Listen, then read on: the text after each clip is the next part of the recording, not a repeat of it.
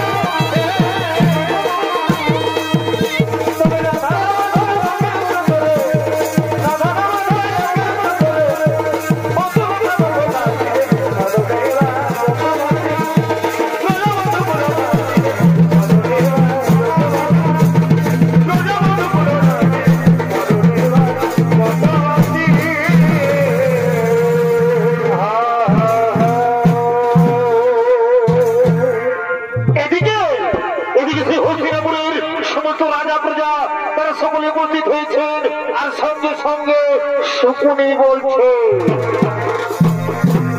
প্রিয় ভাগ্নে দুর্যোধন, যাও ভাগ্নে, যাও তুমি সেই পঞ্চপাণ্ডবদের দাসের কর্ম করার জন্য এই রাজসভার মধ্যে ডেকে নিয়েছো ভাগ্নে। চমৎকার মামাশ্রী, ঠিক বলেছিল মামাশ্রী, তাই হবে মামাশ্রী, তাই হবে। আমি এক্ষুনি সেই পঞ্চপাণ্ডবদের ডাকার ব্যবস্থা করছি। ওরে ভাই দুঃশাসন, তুমি যেখানে থাকো শীঘ্র চলে এসো এই রাজসভা।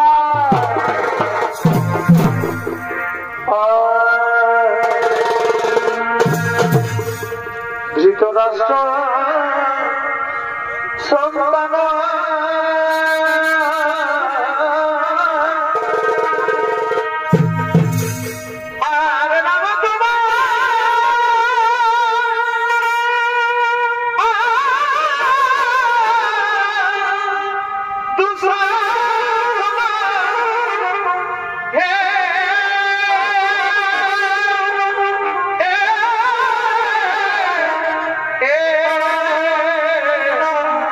Yeah.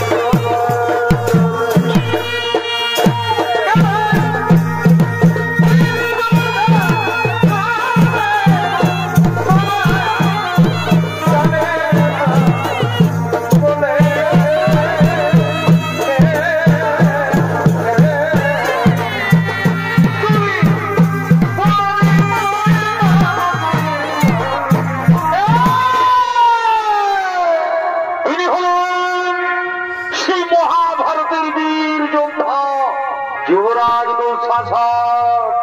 আর এই দুঃশাসনের ভূমিকায় সৌনিত্য অভিনয় করে দেখাবেন সৌনিত্য শিল্পী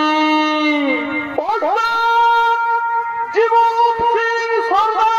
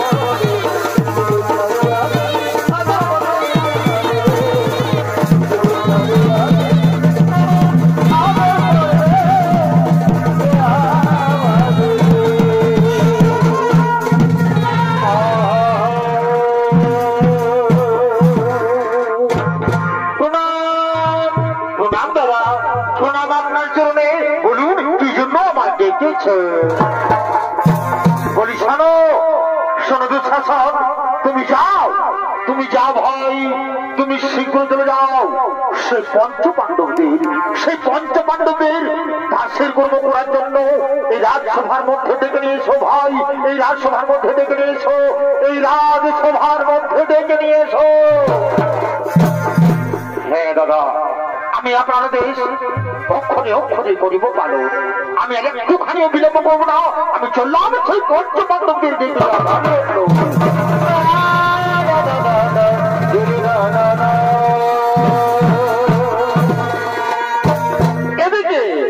এদিকে সেই বীর পঞ্চ পাণ্ডব তারা জুহাই হেরে দুর্যোধনের নির্দেশে দাসত্ব হয়ে দাসের কর্ম করার জন্য তারা ছুটে চলেছেন সেই হস্তিনাপুরের সভায় আপনাদের মহান রঙ্গমঞ্চে।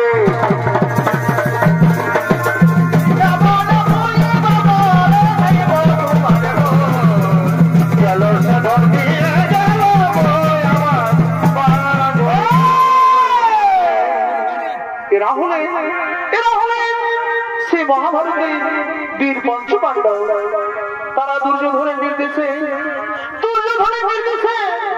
দাসের কর্ম করার জন্য সে হস্তিনাপুর সভার দিকে আগমন করছে।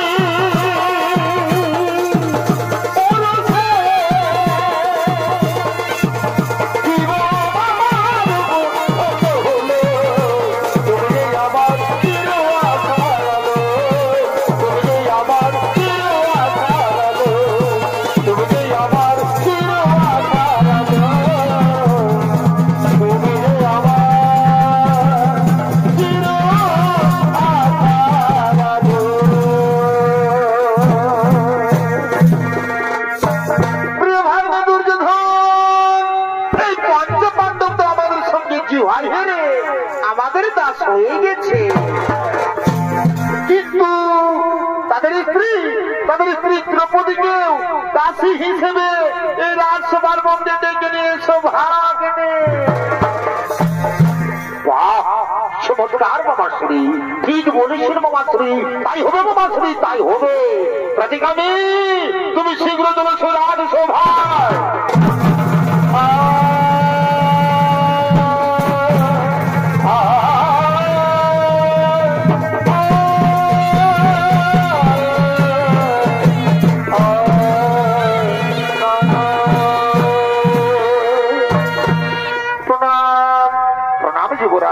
প্রণাম আপনার চরণে। বলুন কি জন্য আমায় ডেকেছে? বলি শোনো প্রান্তিকামী, তুমি যাও, তুমি শীঘ্র চলে যাও সেই দ্রৌপদীর কাছে। তাকে জানিয়ে দাও যে দুর্যোধন তাকে জুহায় জিতেছে। তাই তুমি আর কিছুতেই বিলম্ব করো না, তুমি শীঘ্র চলে যাও সেই দ্রৌপদীকে ডেকে নিয়ে সেই রাজসভা। হে যুবরাজ, তাই হবে যুবরাজ, আমি আপনার কথা মতোই আমি চললাম সেই দ্রৌপদীর কাছে।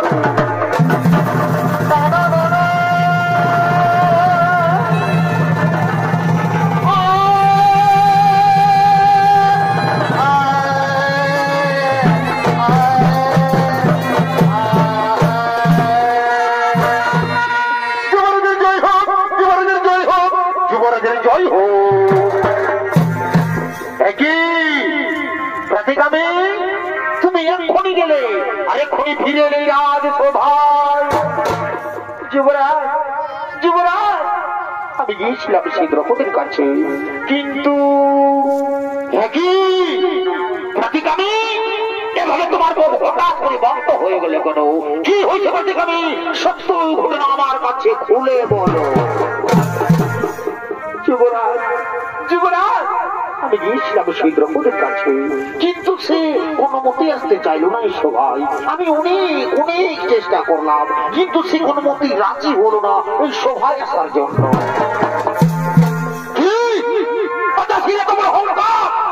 যে দুর্যোধনের কথা আসতে চাইল না, সে বোধ এখনো পর্যন্ত এই যুবরাজ দুর্যোধনকে জানে না। যে দুর্যোধনের কথাও মানতে বলে তাকে দুর্যোধন কি শাস্তি দেয়? ভাই দুঃশাসন, তুমি যেখানে থাকো শীঘ্র চলে এসো আমার কাছে।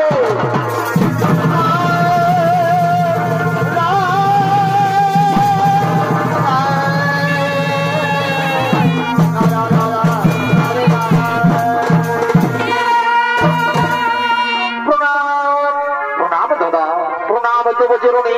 বলুন কি জন্য আমাকে আবার ডেকেছে? তোমাকে আমি আবার দেখেছি। তুমি কি জানো দুঃশাসন, সেই দ্রৌপদী নাকি আমার কথাতে আসতে চাই না এই সভায়। আমি তার জন্য তোমাকে ডেকেছি দুঃশাসন, আমি তার জন্য তোমাকে ডেকেছি। শোনো দুঃশাসন, তুমি যাও ভাই, তুমি যাও, তুমি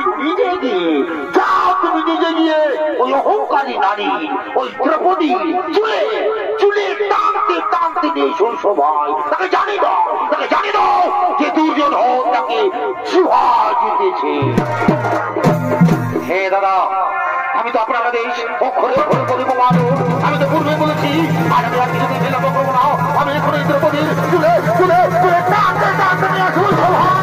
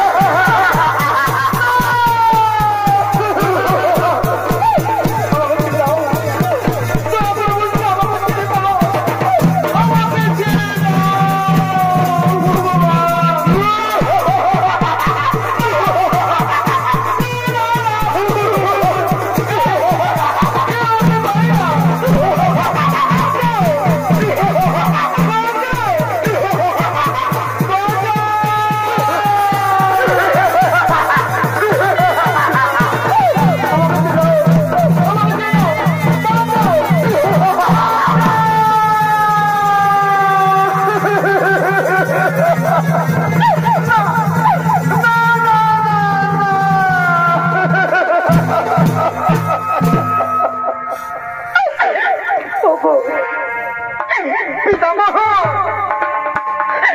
আপনি তো সব কিছু দেখলেন পিতামহ। ওই দুঃশাসন কিভাবে আমায় অপমানিত করে চুলে টানতে টানতে নিয়ে এসেছে সবাই। পিতামহ মুখ নিচু করে নিলে না পিতামহ, না এভাবে মুখ নিচু করে নিলাম না পিতামহ। আমি যে আপনার কুলবধূ দ্রৌপদী, আমি ঋতুস্নান না করে এই পূর্ণগুলো সভার মাঝে আপনাকে আমি প্রদান করছি পিতামহ, আপনাকে আমি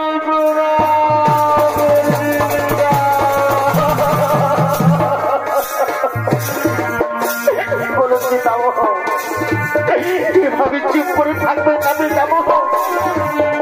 আমার এই প্রশ্নের উত্তর দিন পিতামহ, আমার এই প্রশ্নের উত্তর দিন। আমি কিবা অপরাধ করেছিলাম সেভাবে আমায় অপমান করা হচ্ছে পিতামহ? আমার এই প্রশ্নের উত্তর দিন।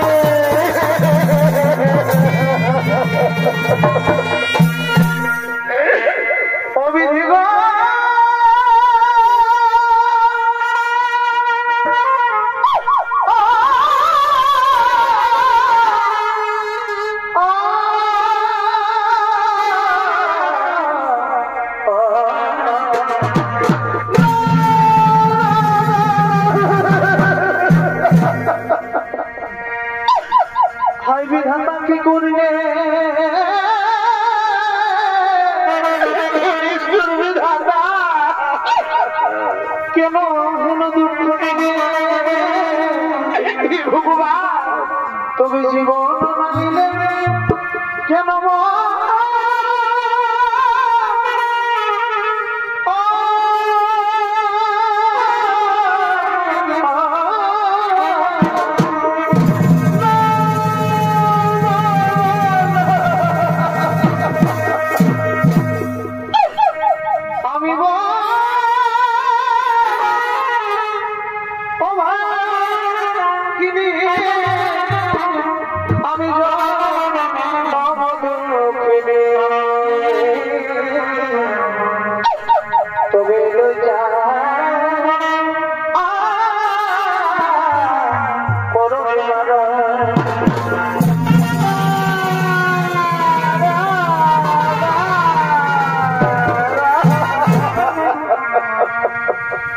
পারি না, আমি অপমান সহ্য করছি, আমি আর পারি না, অপমান সহ্য করছি, আমি আর পারি না।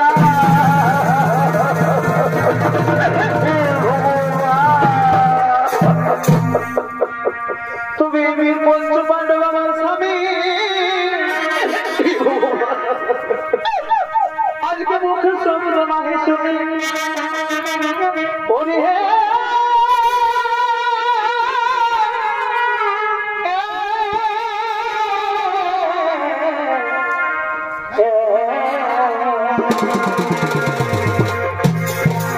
তবে বীর পঞ্চ পাণ্ডব আমার স্বামী,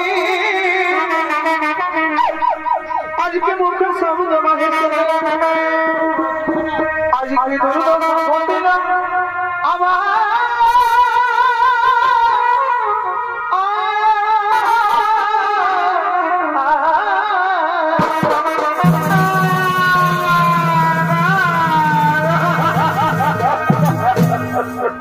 তবে আজকাল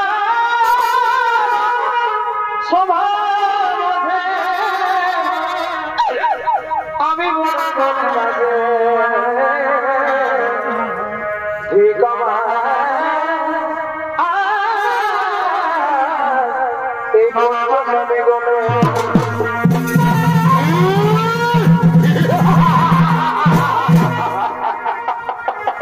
কি বললে সুন্দরী, তোমার পঞ্চপাণ্ডব স্বামী? শুনো সুন্দরী, তোমার পঞ্চপাণ্ডব স্বামী তোমাকে রক্ষা করতে পারবে না। কারণ তুমি কি জানো, তুমি কি জানো সুন্দরী, তোমার এই পঞ্চপাণ্ডব স্বামী কি করেছে? তোমার এই পঞ্চপাণ্ডব স্বামীরা আমাদের সঙ্গে জুয়ায় হেরে আমাদের দাস হয়ে গেছে। জানো সুন্দরী, তোমার এই পঞ্চপাণ্ডব স্বামী আর কি করেছে? তোমার এই পঞ্চপাণ্ডব স্বামীরা আমাদের সঙ্গে জুহাই তোমাকেও হেরে গেছে।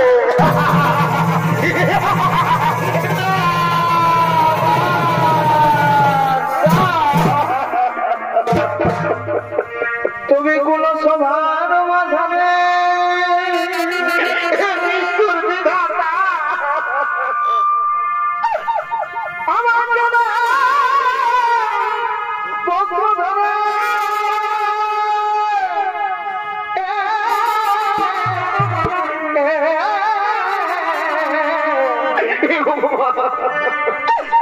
এই গোলাম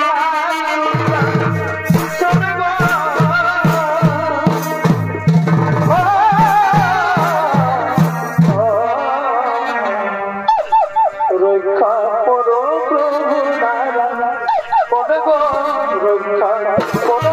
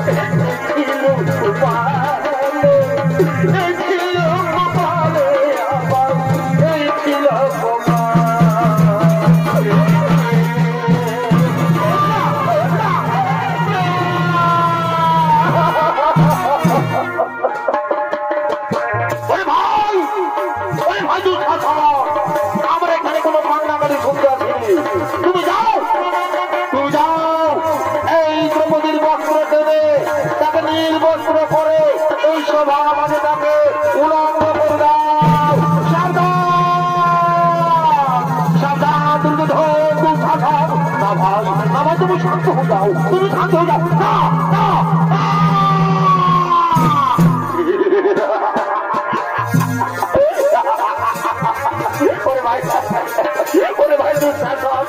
তুমি ওদিকে দেখো, ওদিকে দেখো ও পঞ্চপাণ্ডব কি হয় হেরে তারা কিভাবে ছটপট করছে।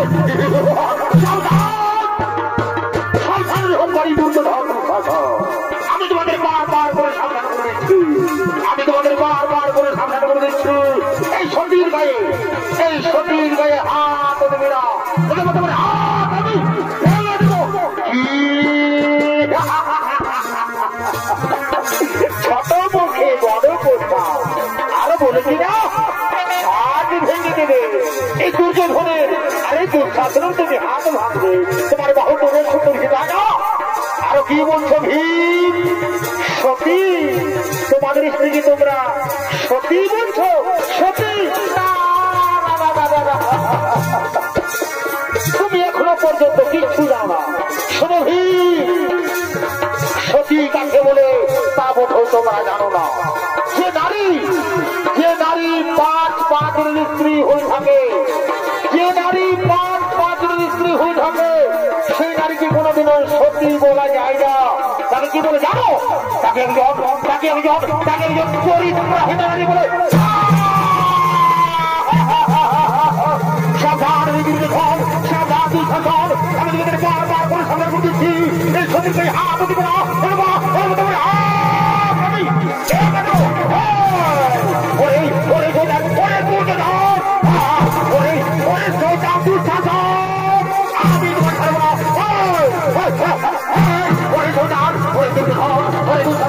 আমি তোমাদের বলে দিচ্ছি, আমার এই দাদা যদি আমাকে একটু আদেশ দেয় সমাজ তোমাদের আমি করে দেবো। হাত দেবে না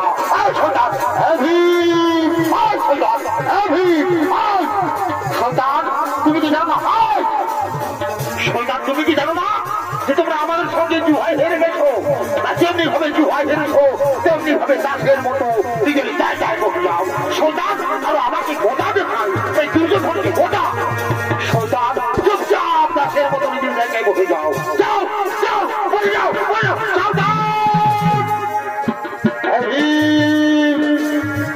তুমি কি এভাবে ছটফট করছো? তুমি কি জানো না যে তোমরা আমাদের সঙ্গে জুহায় হেরে গেছো? যেমনি ভাবে জুহায় হেরেছো তেমনি ভাবে দাসের মতো নিজের জায়গায় বসে যাও। যাও বলে যাও সন্তান, বলে যাও। আর শোনো দুঃশাসন, তুমি এখন আমার আজ্ঞা পালন করো। তুমি যাও এই দ্রৌপদীর বস্ত্র টেনে তাকে নির্বস্ত্র করে এই সভা মাঝে তাকে উলঙ্গ করে দাও। দুঃশাসন, তাকে এই সভা মাঝে উলঙ্গ করে দাও। সন্তান ভীম, তুমি আমায় করে দেখাবে। আমি তোমায় খাইব না ভাই, তুমি আমার কথা শোনো। একটু শান্তি।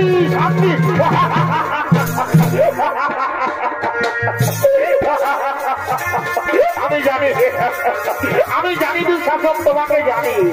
আমি যদি তোমাকে একটু আদেশ দিই না, তুমি এই পঞ্চপাণ্ডবদের কাউকে ছাড়বে না। আমি জানি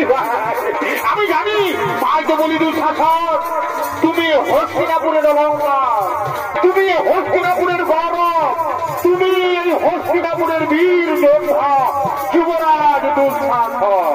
তাই শোনো দুঃশাসন, শোনো ভাই, শোনো আমার বীর ভাই দুঃশাসন, তুমি এখন আমার আজ্ঞা পালন করো।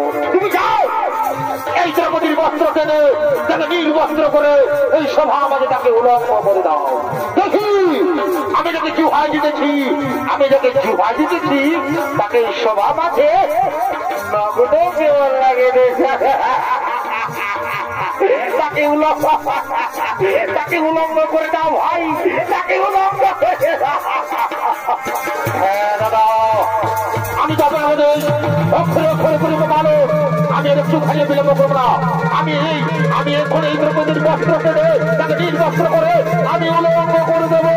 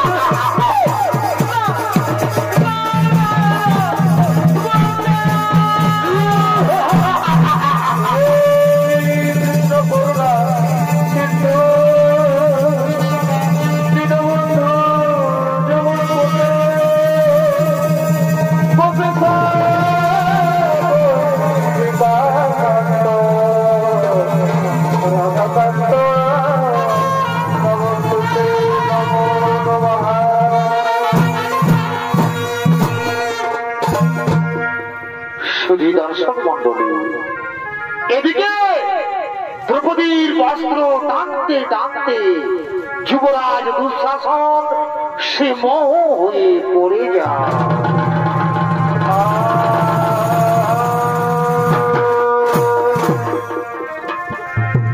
কারণ সত্য যুগে একদিন গর্গমণি গঙ্গাজলে স্নান করছিলেন।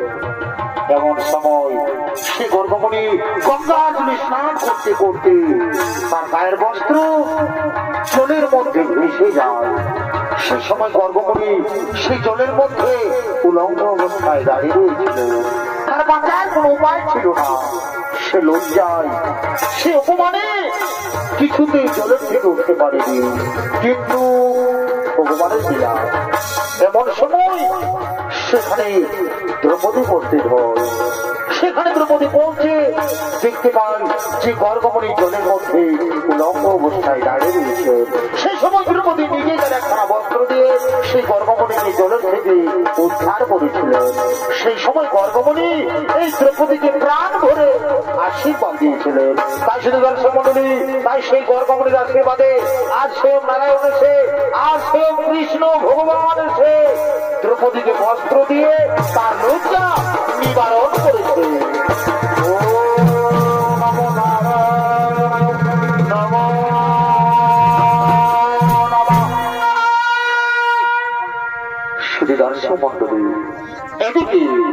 এদিকে সেই দ্রৌপদী কাঁদতে কাঁদতে হস্তিনাপুর নারেশ মহারাজ ধৃতরাষ্ট্রকে বলছে,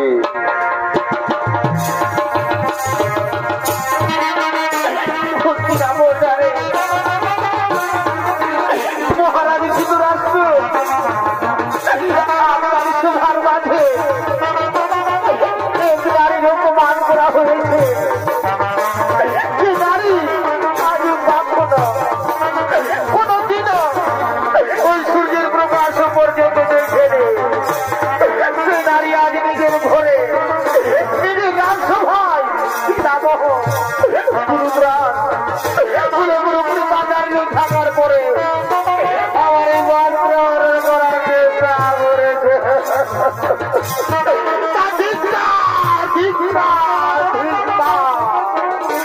আমি ঘৃণা করি, আমি ঘৃণা করি তোমাকে, আমি ঘৃণা।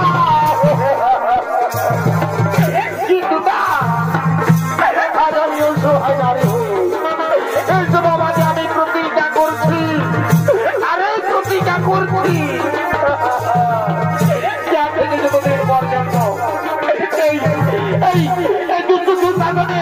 আমি লক্ষ্য দিয়ে না কে তত পারবো, ততদিন পর্যন্ত আমি আমার আমি কোনো দিকে বাঁধবো না।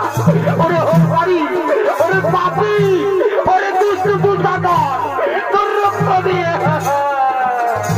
আমার কে না দর্শন করবো, ততদিন পর্যন্ত আমি আমার কে আমি কোনো দিকে বাঁধবো না। আমি প্রতিজ্ঞা করে গেলাম মহারাজ, আমি প্রতিজ্ঞা করে গেলাম।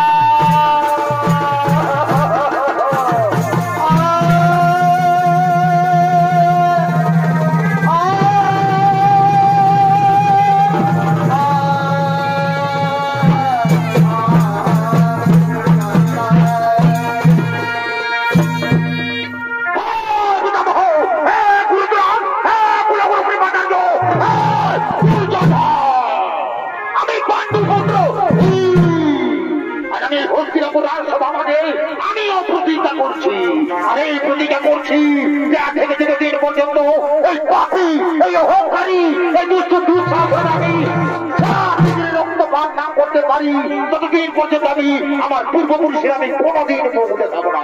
আমার পূর্বপুরুষের আমি কোনোদিন মুখ দেখাবো না। আমি আমি আমি পাণ্ডুপুত্র। আজ আমি এই সভা থেকে আজ আমি প্রতিজ্ঞা করে গেলাম, আজ আমি প্রতিজ্ঞা করে গেলাম।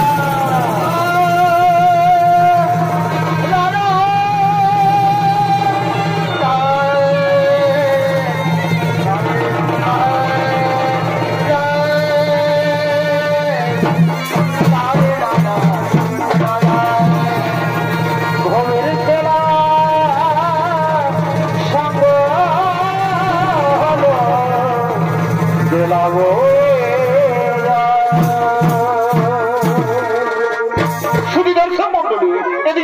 পঞ্চপাণ্ডব তারা দুর্যোধনের নির্দেশে 1 বছরের জ্ঞাতবাস এবং 12 বছর বনবাসে চলে যায় এবং তাদের জ্ঞাতবাস এবং বনবাস পূরণ হয়ে যায়। তারপর একদিন কৌরব পক্ষ আর অন্যদিকে পাণ্ডব পক্ষ তারা সকলে চলেছেন সেই রণভূমির দিকে যুদ্ধ করার জন্য।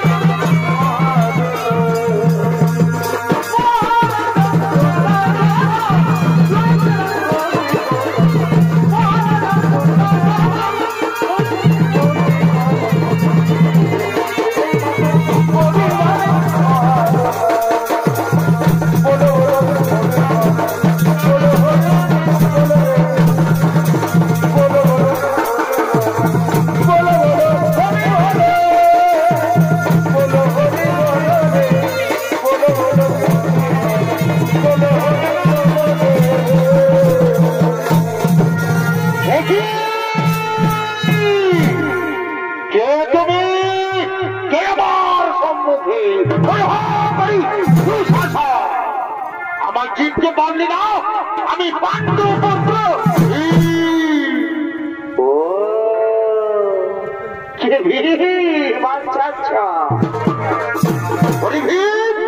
আমি রণভূমিতে না তোমাকে এদিকে ওদিকে খুঁজে বেড়াচ্ছিলাম। আমি অন্য ভেবেছিলাম যে তুমি রণভূমি ছেড়ে তুমি আমার ভয়ে তোমাদের দ্রৌপদীর চুলের মধ্যে তুমি লুকিয়ে রয়েছ। পাপী, আমি তোমার ভয়ে লুকিয়ে রয়েছি। মনে পড়ে সেই রাজসভার কথা। আমরা পঞ্চপাণ্ডব সামনে থাকার পরেও আমাদের 45 বস্ত্র হরণ করার চেষ্টা করেছিলি। ওরে পাপী, তাই সে পাপীর প্রতি বলবার জন্য তুমি তৈরি হয়ে যাও। ওরে সন্তান, তাই ধরস্ত করলাম এই কোটা দিয়ে তোমার আমি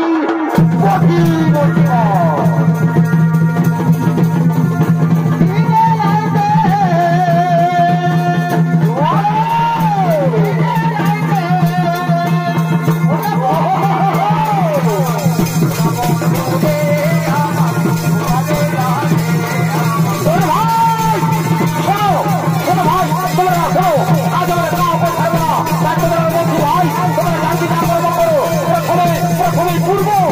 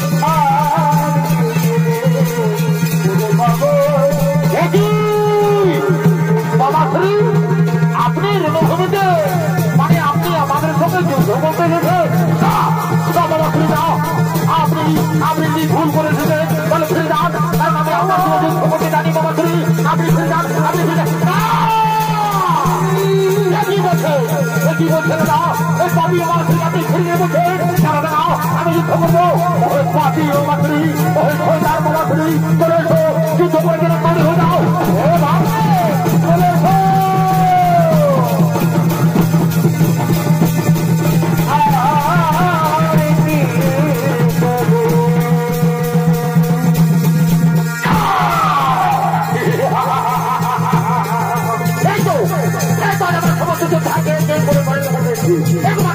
একমাত্র বাবা শকুনিকে আমরা যুদ্ধ বরাদ্দ করেছি কিন্তু কোথায় কোথায় অনেক পাপি চলে আয় চলে আয় চলে আয়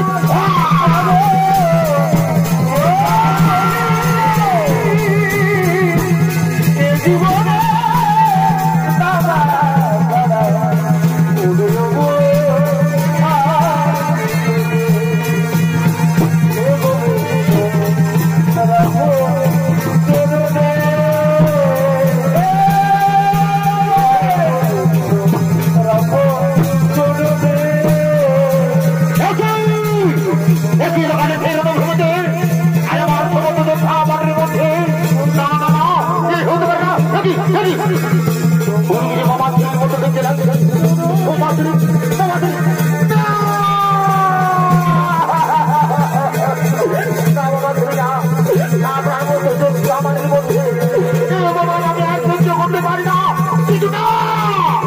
আমি যে বীর সন্তান আমি যুদ্ধ করবো কোথায় বান্ধব চলে আয় শৈতান চলে আয়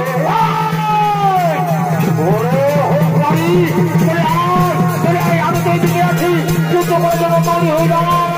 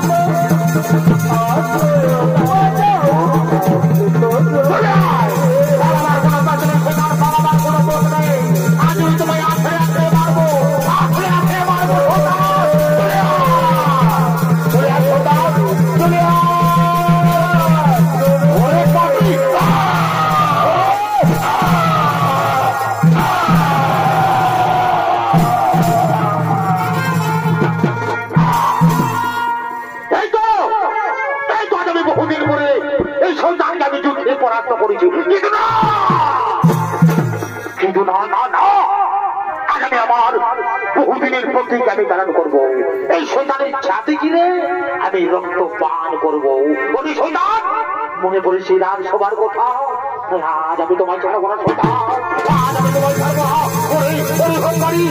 পাপি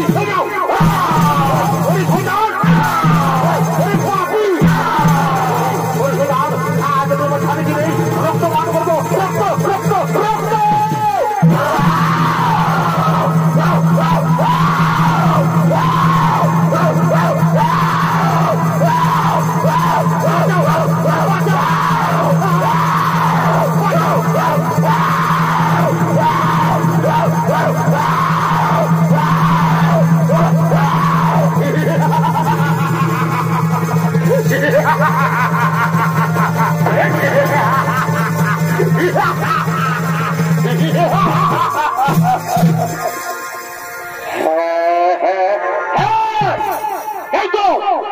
এই তো আজ আমি বহুদিন পরে আজ আমি আমার প্রতিজ্ঞা আমি পালন করেছি। এই সুন্দরের ছাতিকে আমি রক্ত পান করেছি, কিন্তু না না না, আমার আরেকটি প্রতিজ্ঞা রয়েছে। সেই প্রতিজ্ঞা হলো আমাদের পাঁচালী, আমাদের দ্রৌপদী সেই রাজসভায় প্রতিজ্ঞা করেছিল যে দুষ্ট দুঃশাসনের রক্ত দিয়ে তার দেশ ধৌত করবে, কিন্তু না না না, আজ আমি আমাদের দ্রৌপদীর প্রতিজ্ঞা আমি পালন করবো। আজ আমি আমাদের দ্রৌপদীর প্রতিজ্ঞা আমি পালন করবো। এই সুতরাং ছাতি দিনে আমি রক্ত নিয়ে যাবো সেই দ্রৌপদীর কে ধৌত করার জন্য। ওরে সৈন্যার, ওরে ওরে ওরে সৈন্যার, এই নাও এই নাও এই নাও, ওরে পাখি, ওরে সৈন্যার, ওরে সৈন্যার, আজ আমি আমার ছাতি দিনে রক্ত নিয়ে যাবো, রক্ত রক্ত রক্ত।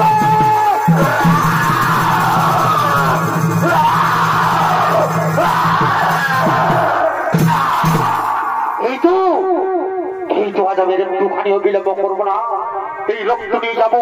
আজ আমাদের দ্রৌপদীর প্রতিজ্ঞা পালন করবো। এই রক্ত নিয়ে আমি শীঘ্র চলে যাবো আমাদের পাঞ্জালের কাছে। এই রক্ত নিয়ে আমি শীঘ্র চলে যাবো আমাদের দ্রৌপদীর কাছে। জয় রাধে রাধে, কৃষ্ণ কৃষ্ণ গোবিন্দ গোবিন্দ, জয় রাধে গোবিন্দ রাধে হরি হরি বলে লইয়া জয়